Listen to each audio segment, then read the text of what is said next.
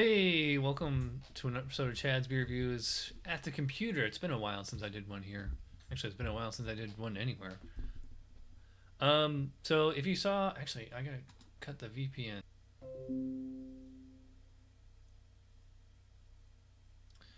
All right, take two.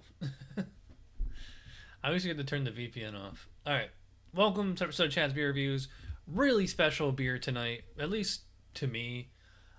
If you know me, if you've been watching me for a while, I always said, well, I didn't always say, but for a while there, Founders KBS was like my all-time favorite beer. And ironically enough, it did not make it into my book, The Handbook of Porters and Stouts. I told the editor to put it in there, but he just put regular Founders Imperial. You guys probably can't hear what I'm saying because I don't have the mic. All right, hope you can hear me now. Not that anybody's watching. One person is watching. Yeah, so for a while, Founders KBS was one of my all-time favorite beers, my number one favorite beer. But like in the last few years, actually ever since I moved to Florida, the quality's kind of gone downhill. But they have a new edition this year. This is Espresso KBS. Ale brewed with chocolate and coffee, aged in oak bourbon barrels. What's the ABV on here? Yeah, what is it? Well, it was bottled on October 21st. Pretty fresh bottle. Oh, here it is. 12% ABV. Alright, so this thing's been sitting in the glass for like 10-15 minutes because it takes me so long to take a picture, download it to the computer. I have to open it with the editing software because the file's too big, and YouTube, it's like, oh, the file is bigger than 2 megabytes. Whatever. Actually, the nice thing about doing it on my phone anywhere is it's just so much quicker than doing it on OBS Studio here on the desktop computer. Anyway, hey, we got one viewer. No comments, though. So anyway, let's get into this thing. Yeah, I mean, the first thing I'm smelling is coffee. I'm not enough of a coffee connoisseur to like really differentiate between like regular coffee and espresso and cappuccino and cold brew and all that stuff, French roast, but yeah, so I'm definitely getting coffee, and like there's definitely a sweet milk chocolatey essence in the background there. Definitely a vanilla, kind of woodiness, which you're definitely going to get from bourbon barrels. Speaking of which, yeah, it's funny because like you can actually, well, I mean, I can like I'm like identifying each aroma at one at a time. Like first coffee, then chocolate, or first chocolate, then coffee, then woody, wood barrel, and yes, there is a background of bourbon, but it's actually quite faint. Like if I was drinking this blind, I don't know if I would pick up on it being a bourbon barrel stout. I mean, I think I would probably pick up on it and just being like a really strong stout with like a really strong mocha stout. Is there oatmeal in this? Probably. I don't know. Yeah. So smells pretty good. It doesn't smell quite as. My cats are doing something. Yeah, I mean it smells really nice, but it's not like, I'm smelling it and it's just blowing me away. Maybe just because I've had so many of these types of beers, it's kind of old hat at this point. Yeah, but I mean, so if I was gonna say, if we're doing BJCP specs that's a scale 1 to 12 for aroma, I'd probably go 9 or 10. But appearance, it was like really inky black coming out of the bottle, and it did have a nice 2-3 fingers of this creamy, light brown foam here. So whenever a beer this big like can retain the lacing and the foam, that's always impressive. So all right, so let's dive in here. Cheers. Cheers, Logan.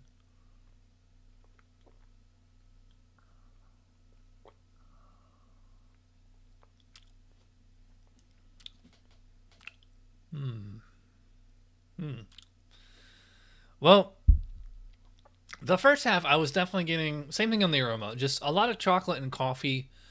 Not quite super rich and decadent like I was expecting or hoping for, but definitely, kind of an imperial stout with those additives doing, providing for like the main flavor components here.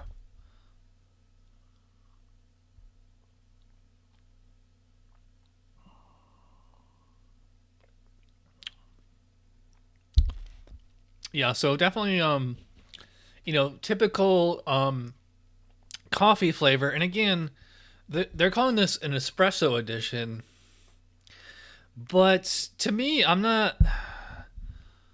To me, it just tastes like any other coffee stout as far as like the coffee flavoring. It's not like I'm. Again, like I said, I'm not like a coffee connoisseur, so I couldn't really tell you the difference between espresso and regular coffee. But like to me, this isn't like so. Like, it's a different label, like it's marketing as a different product, and I wanted to taste something different. And this is like I was just saying, it's I feel like I've had this already.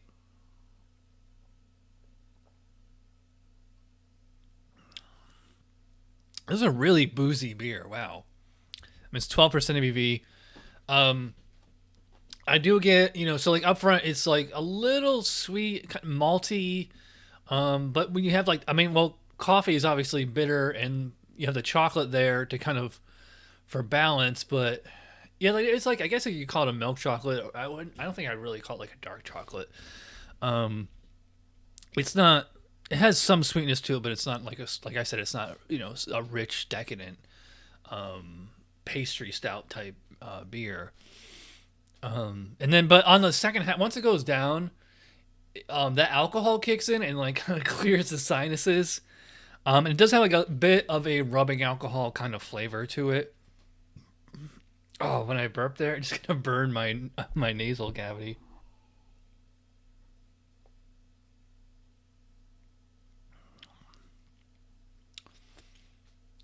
Yeah, and like there is like kind of a bitterness on the coffee that kind of lingers.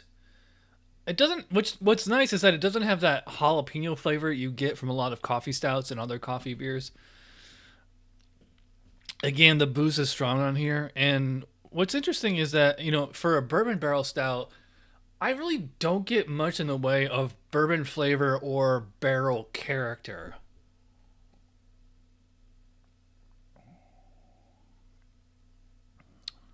Well,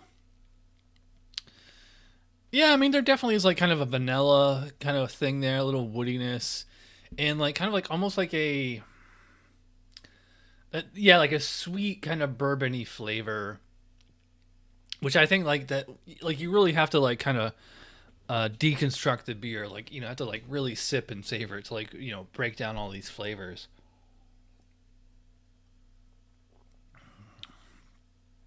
Almost has like a bit of a cherry flavor to it. Again, look at the lacing, sticking around. 3 out of 3 on appearance there. As far as flavor, like I said, I feel like I've had this beer already, and I used to be a huge Founders KBS fan. Like first time I ever had that beer, that just blew my mind, and like now, well, I don't think I'd go so far as to say bourbon barrel imperial stouts are a dime a dozen. They're not quite as saturated as like New England IPAs, but it seems like everybody's doing them now, and I feel like Founders, ever since they sold out to I forget that Spanish brewery, San Miguel or something.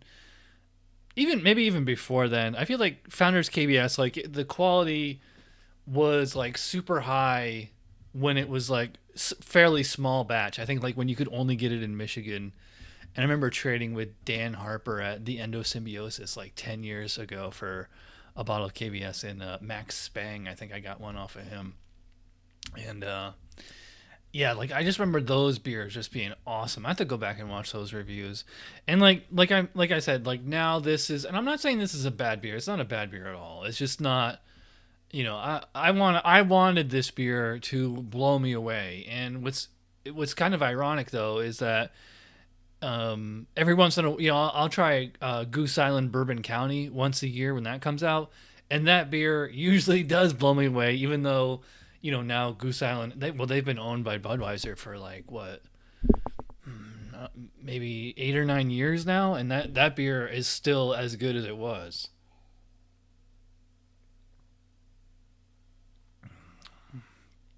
This reminds me of something I would have got off Tavor, like some brewery you never heard of. Pay, and I would pay like $8 or $9 for a can of it. You know, that's what it's reminding me of. Like if you've been watching me on these live streams for like the last year or so, doing these Tavor reviews, I could have swore that I've already had this beer, like one of them, like and I like a brewery I can't remember, like nothing that really stuck out in my mind. Mouthfeel is, it's not quite as thick and chewy as you would think. I'd probably put this about, I put a medium full, bordering on full outright. Just it doesn't seem to be quite that thick and sticky. Carbonation is, I'd probably put about moderate. So it's not syrupy. Like there is definitely like a, kind of a slightly, coffee and alcohol and bourbon aftertaste. I would not call it cloying though.